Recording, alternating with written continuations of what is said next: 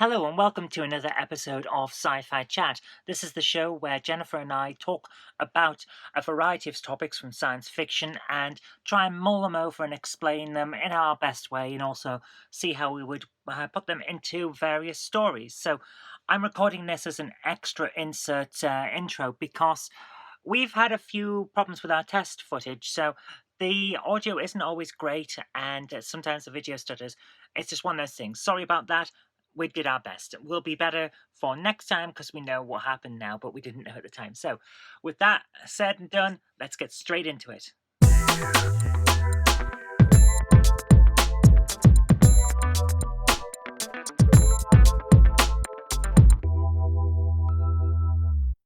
I think that for the same reason that we've not really travelled anywhere of note in the grand sphere of the universe, I think an awful lot of alien life is out there, but is just too far away. And they will be beset with the same problems that we have in terms of travelling anywhere else. And even if there is an alien life form that has mastered interstellar travel, for all we know, they're on the other side of the universe. And therefore, even if you've got some pretty spiffing space travel means, that doesn't necessarily mean that you're going to just pop in here, because we could be still an unachievable distance away from them. It's a fair point. One of the biggest stumbling blocks of any spacefaring civilization has to, of course, be getting out into space. Space is not that far away, but getting there is a little bit tricky. So yeah, I think there is a certain level to that. If you're especially in science fiction, if you're creating a spacefaring civilization, you've got certain principles and ideas that you have to essentially just assume that your audience will accept, that these creatures are on a reasonably Earth-like world, so the gravity isn't too high, and that they're not an underwater civilization. For example, we have several civilizations on this planet, and all of them are on land, but we have other intelligent species on the planet, such as birds and dolphins, and neither of them have the ability to make fire, because birds don't have opposable thumbs, they don't have hands. Dolphins have flippers, and they're in an underwater environment, so you can't really do fire. Fire is necessary in our perspective for technology, so it's all a big stumbling block. Yeah, I think that also you have to think that we think a lot about ourselves. We think we're pretty spiffing, that, you know, we've made these massive kind of advancements through science and technology. But actually, we might be fairly primitive compared to what a lot of other aliens think. So we may appear to them as something like ants in an anthill appear to us. And we talked about this a little bit before we went on air. And we talked about why an alien would want to travel here in the first place. And are you saying that we're so sucky that no one would possibly want to come and see us? Yeah, we smell.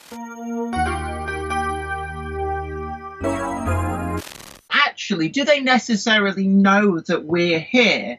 In the same way that we think, well, there's doesn't appear to be any life in local star systems to us. Is there really no life there, or is it just that we don't detect it? And when you think about the narrow window during which we just willy-nilly fire off noise pollution like some kind of errant teenager into the night sky, firstly, that has to travel, and I think our TV signals, our very early high-powered TV transmissions, are theoretically only just reaching Proxima Centauri around about now. Oh, no. You've got to remember, radio waves go at the speed of light. We've been pumping out radio signals for over 100 years. So, although it's going to be incredibly weak by the time it gets there, we have been visible on the radio wave for about a century. So anything within 100 light years has been able to pick up radio. for the last 70, 80, they may have picked up a few TV signals, but it's going to be very weak again. Right. There's a problem with this, and that is, in the grand scheme of things, 100-year window in the sort of billion-year timescale is nothing.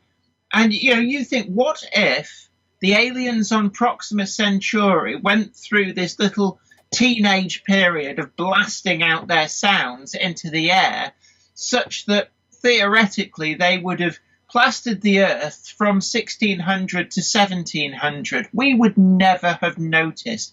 And now that they've moved on to the phase that we are now going into, where effectively we communicate in a different way via the internet, via satellites and very focused beams, they could be in the radio silence period and may not even be looking for us.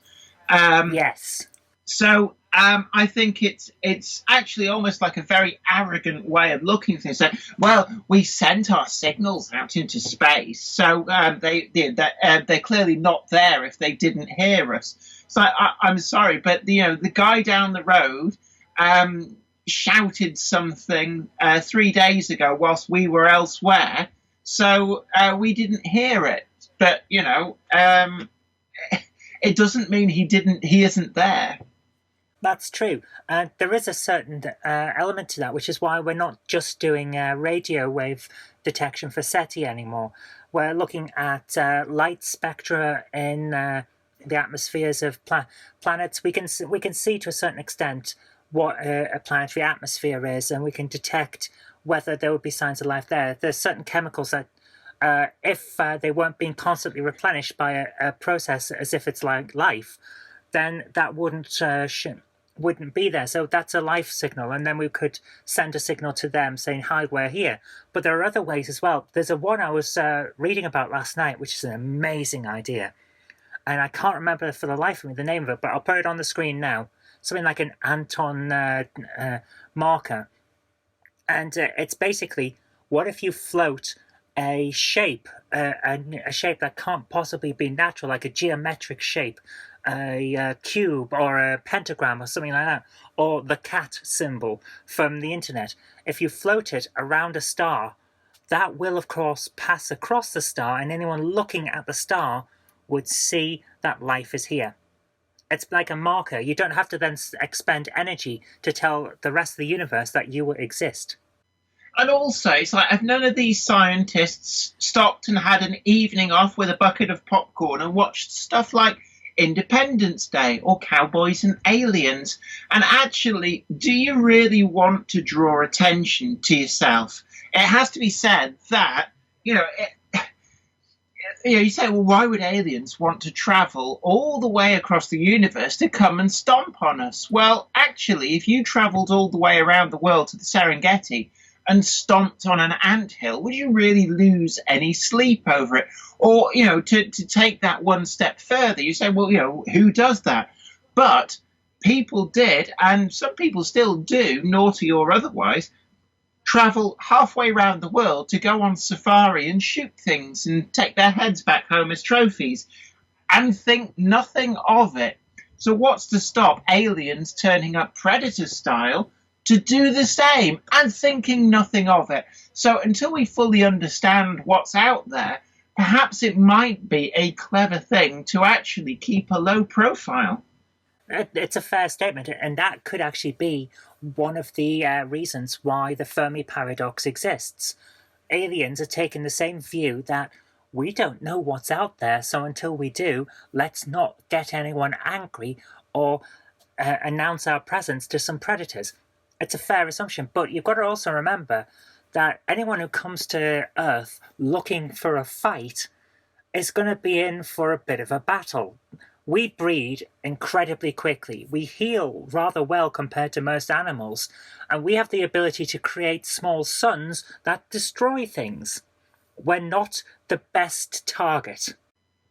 I have to say, I have to disagree with you on this. And I've got one thing to put out there to go, actually, you're wrong. We may think we're pretty jolly spiffing, but any race or creature or intelligence that possesses the technology to bridge the divide of space and travel here from somewhere light years away within a reasonable time frame is going to look at our puny nuclear weapons and laugh at how rubbish they are compared with the awesome technology that they clearly possess to have been able to have got here in the first place. Yes and no. Our weapons destroy matter. We can create antimatter and we can fire it at things. Yes, they could. So they would know that we, as a technologically advanced species, because they will be able to see us on the way getting more and more advanced, they would know we've probably got the same things that they do in terms of weaponry, or if we haven't, we've got something that's still going to be deadly. Because, let's face it, there are Paleolithic tribes on Earth now. We don't contact them because they're very, very violent, and I don't care how many guns and armoured things you've got, when they fire an arrow into your head, it's still going to kill you. So some kind of head armour might be in order. Or maybe personal shields or something. A bit like, I suppose that the Mayans or the Aztecs thought that they were pretty spiffing before the conquistadors turned up and went, "We like your country." "Oh, thanks very much." No, I don't think you understand. We like your country. Yoink, ours now. When the British Empire rocked up with gunboats and went, "Oh, these Chinese people, they've got fireworks. Ooh, yeah, we like what you've done here. We'll now use it against you." Oh, we rule the world now. There's so many examples through human history of cultures coming into contact with each other and thinking that they were the bee's knees and actually finding out that somebody else was a little bit harder. And I think it's probably going to be even more pronounced when you've got a period of evolution that potentially stretches over billions of years rather than potentially a divergence of thousands of years. Now that is an interesting point. Development over billions of years. The universe, we don't know how old it is.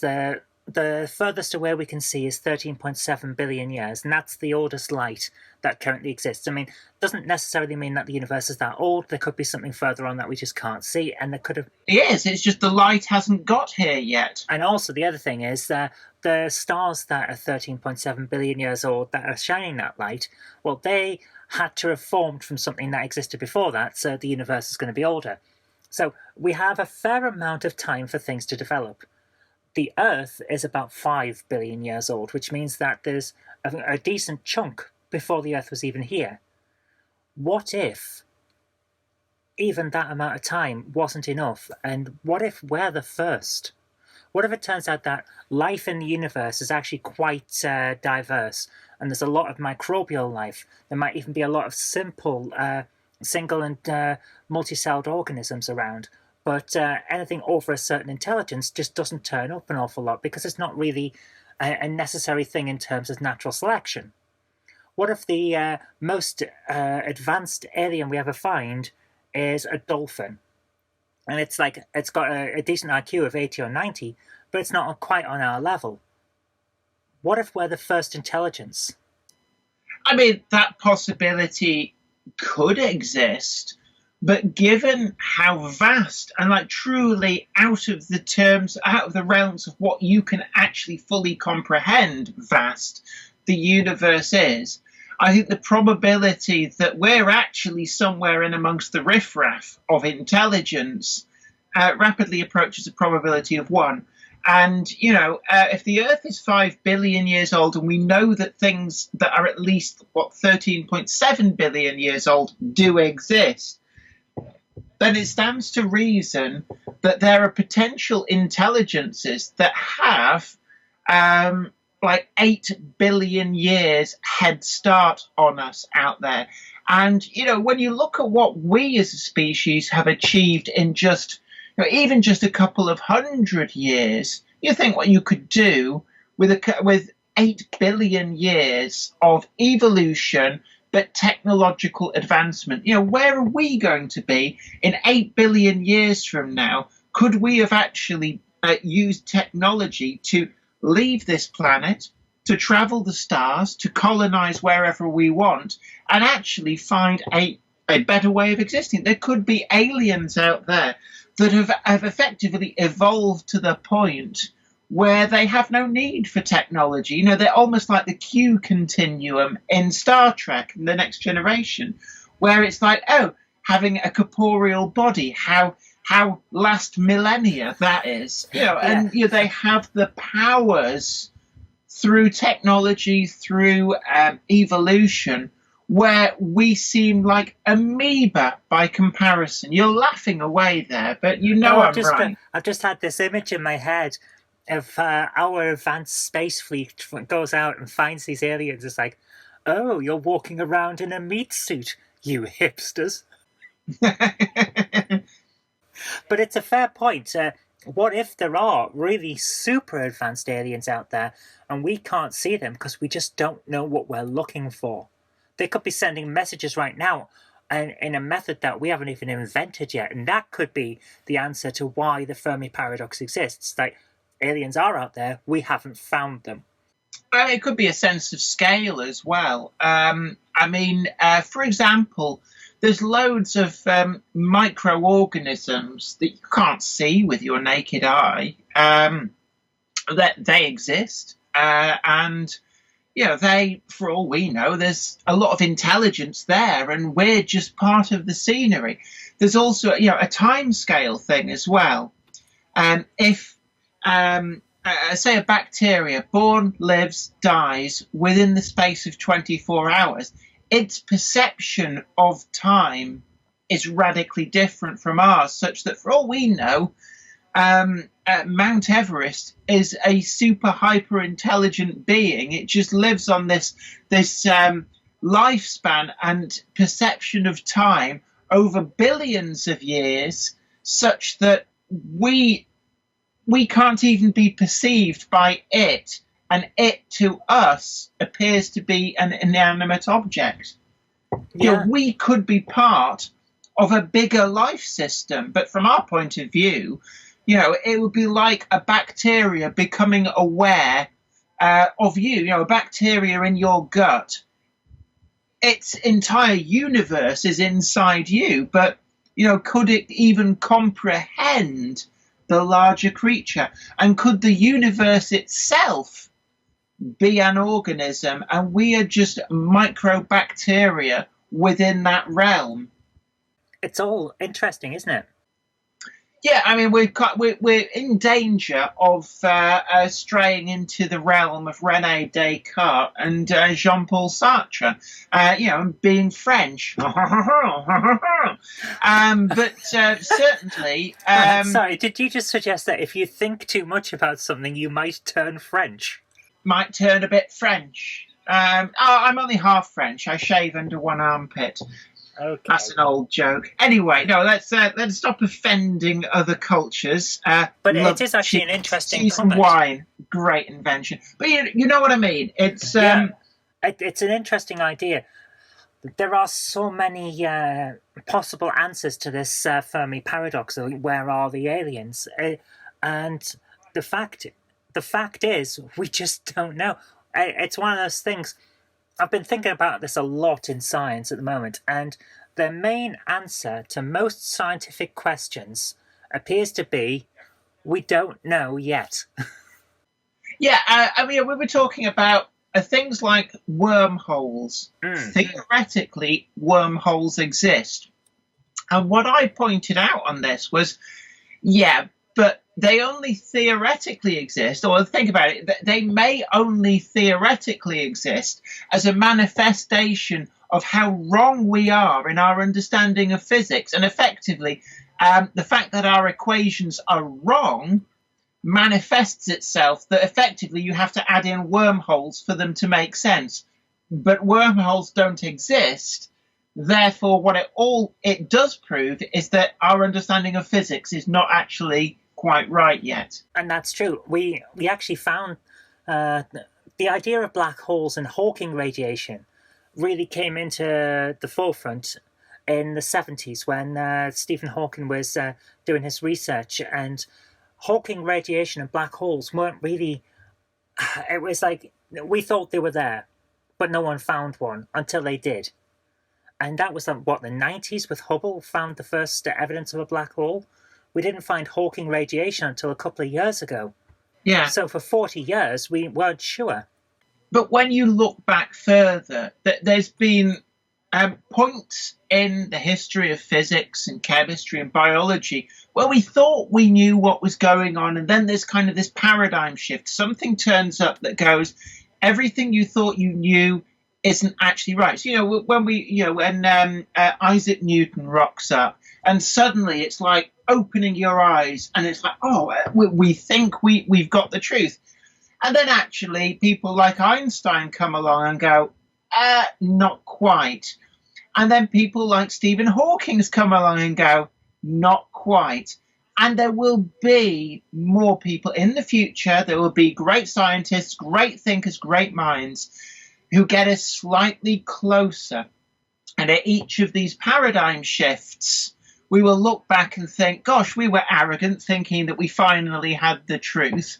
And I think that actually the reality is that the true nature of the universe is probably beyond our comprehension. To actually straitjacket it into a series of equations and rules, you're on a hiding to nothing. You can get a good approximation, and what we're actually doing is an iteration towards a close approximation. It's an interesting and slightly science pessimistic view. I'm more of a science optimist, I think. Me wrong. I can't. That's the point of science. It's like, once we know everything, we'll stop.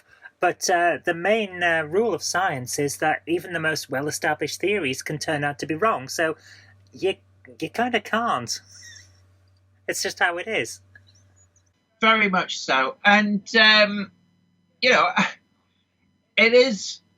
it is something that I think it's a bit. I think was it Plato or Socrates said that true knowledge is knowing that you know nothing, and actually, he's kind of got a point to some degree. That if you know that, sorry, Jen, I'm jumping in. It's like a massive engine. Yeah, I heard that as well. I've looked on the CCTV. I can't see anything. Neither can I. That's weird. So there's another thing that science will never know. What that was. It's a motorbike. There is a motorbike, and it is just out of shot from one of the CCTV cameras. You can't observe the bike. You can't tell me for certain that bike exists. Well, now we're getting on towards John Locke and people like that. The empiricists versus the rationalists. You're having this debate actually with somebody who's got an honours degree in philosophy, so you're not going to escape my thought experiments that easily. But it's basically a case of prove to me that the sun will definitely rise tomorrow, and actually, you're pretty certain it will, but you can't actually prove that it definitely will.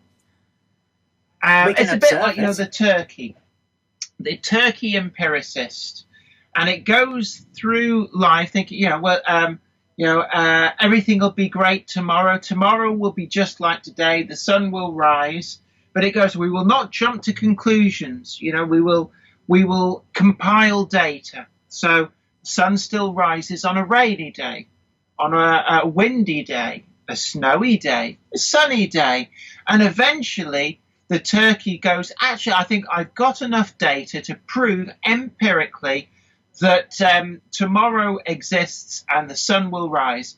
And then just before Christmas, the farmer comes out and turkey for Christmas. And for the turkey, the sun didn't rise.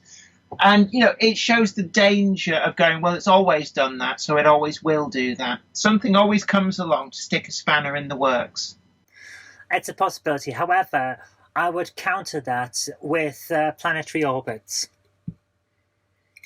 The planet has been orbiting the sun for 5 billion years.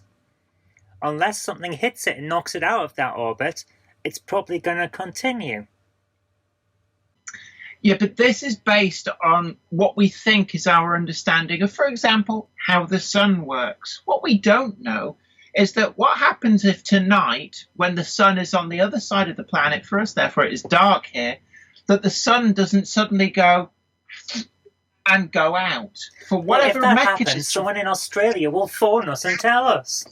Yes, they may phone us and tell us, I'm sure they will, but it won't change the fact that the sun will therefore not rise tomorrow in that situation. And this could be a phenomenon that we have never witnessed before, we know nothing about, and for some reason there is this very rare mechanic whereby the nuclear fusion in a sun can suddenly and strangely be snuffed out. Which brings us back to the other explanation, funnily enough, of the Fermi Paradox. This idea of the great filter, which is that intelligence is fairly common in the universe. So we should see a lot of aliens, and the reason we don't is that something stops a civilization in its tracks at some point. And actually, you look back through history on this planet to give you a sense of what could do that. And we look at many ancient civilizations that came and went. Egyptians, for example, Roman civilization, British Empire. And what we're now seeing is a power play where a superpower such as America, that, 10 years ago, if you'd have said, actually, America's going to slide off the top spot, people might have actually just laughed at you. If you go back even further, 20 or 30 or 40 years and say China will become the top dog, you'd have been looked at very strangely. But it is happening. And, they will not occupy that top slot forever. We've got Incas, Mayans, the Hittites, the Mongols, Alexander the Great. All of these empires come and go. And, in their time probably thought, look at us, we're the bee's knees. But something happened to topple them. Yeah, so it may be that one of the things that's just nature in life is that intelligence destroys itself, and that's why we're not seeing anyone, because no one gets to stay at this point where they can travel the universe, which seems like an awful waste of space. Effectively, it becomes like natural selection, because if you become too intelligent, you invent more and more effective ways of destroying yourself accidentally. Yeah, and primitive creatures can't do that. We can. I think there's a certain optimism in that, which seems a bit paradoxical. But I see an awful lot of very pessimistic views in science fiction. Like, it's in our nature to destroy ourselves. We will use these vast technologies against each other in hate and fear.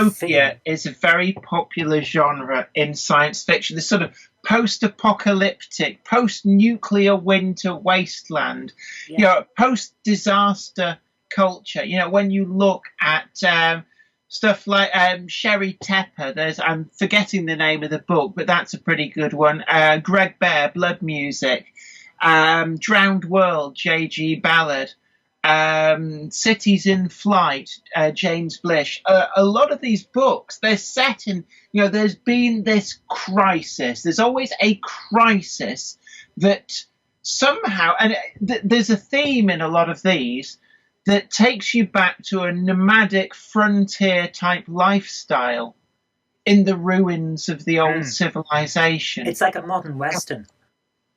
Kind of, yeah. You look at things like, what's that film with Jenny Agutter and Michael York, where they get to 30 and they're not allowed to live beyond 30. What's Logan's Run? Sorry, can you Logan's Run. Yeah, sorry, you cut out very briefly there. Yeah, so there's another example. But the more optimistic 12 view, Monkeys as well. Yeah, the more optimistic version of that doesn't turn up an awful lot. The only time I can think, instead of it's in our nature to destroy ourselves, the idea that we accidentally do it, which is what you brought up. We invent more and more ways to accidentally destroy ourselves. I can only think of one example, and that's Schild's Ladder by Greg Egan, where as part of a scientific experiment to try and determine whether the universe works in a certain way, a scientist accidentally destroys the universe. And the story plays out from the point of view of that scientist appears to have died trying to stop the experiment. But now the rest of the universe has to come to terms with the fact that there's this mass of stuff that's eating away at reality. Well, you could argue that 12 Monkeys is a bit like that. They sort of accidentally destroyed the world. Yeah. You could also argue as well. I mean, even Star Trek is a post-apocalyptic civilization that has risen from the ashes of, was it nuclear war? It was the Third World War. But in Star Trek, it's a variant on the original theme of it's in our nature to destroy ourselves. Humanity had to go through that growing pains period of trying to kill itself off in order to go on to the next stage. Yeah. Anyway, I'm mindful that we've been rambling and wittering on for quite some time. So should we round up this episode of Sci-Fi Chat? Yeah. And there's a point orbiting us. Let us capture this point and bring it into a decaying orbit and put an end to this. Okay, so our reasons why the Fermi Paradox, why we have the Fermi Paradox. Where, if there are aliens, where are they? We've got the Great Filter, that they're being quiet because they don't want they're worried about a predator that may or may not exist coming and finding them. Also, that the technology to communicate over such vast distances, or even rock up over vast distances, is actually very, very far in advance of what even very intelligent aliens are capable of. Or maybe all the good stuff is going on the other side of the galaxy. We're in like some kind of backward Hicksville. Yes, where the party's at, you are here. Yes, pretty much. We did that as an all over the house comic. I really liked that one. Yeah, I think we've covered this. I think that it would be arrogant to assume it's not out there. It would also be deeply arrogant to verging on the edge of incompetent to assume that somehow we are more intelligent than anything else we're going to come across. I think that the vastness of the universe is such that the possibility of us being in contact with them is negligible in the same way that it would be to them because of the vastness of distances and the difficulty in traversing those distances. I'm going to side on the side of there are other life forms out there, but intelligence that wants to leave their solar system and go exploring is probably quite rare.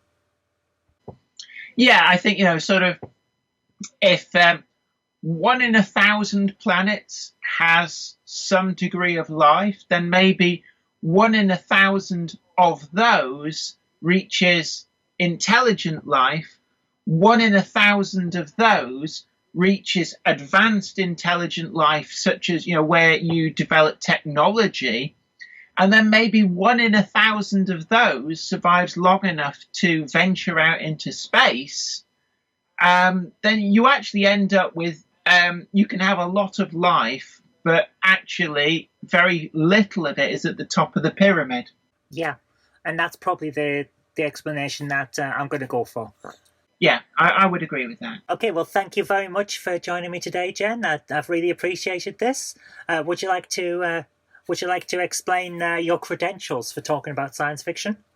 I am an acclaimed science fiction writer. I've actually lost count, somewhere in the region of 14 books so far. So obviously I've got quite an interest in science fiction in particular, and that is pretty much my credentials. I also have an honours degree in philosophy and philosophical thinking. So I'll have fries with that. That's my credentials. Yeah, and your credentials, you worked at Burger King for a while. I did work at Burger King while getting my... so you could ask for fries with that. I worked there while getting my degree in physics. Not a degree in anything to do with stars or spaceflight. I'm actually a particle and nuclear physicist. But I'm also a sci-fi author, so we have that in common. Anyway, Thank you so much for joining me today, and if anyone wants to see any more from myself or Jan, our links are in the description below. But until next time, Jennifer, thank you very much, and I'll see you all later. And don't forget as well to like this video, share it too, let other people know about the greatness that is Sci-Fi Chat, and subscribe to the channel. You'll be the first to know about new videos as and when they go up. But until next time, you take care. Bye for now. You're always there with the extra bits. Bye! If you liked today's video, please consider supporting me on Patreon. And an extra special thanks goes out to Chief89 and Tepic. Thank you.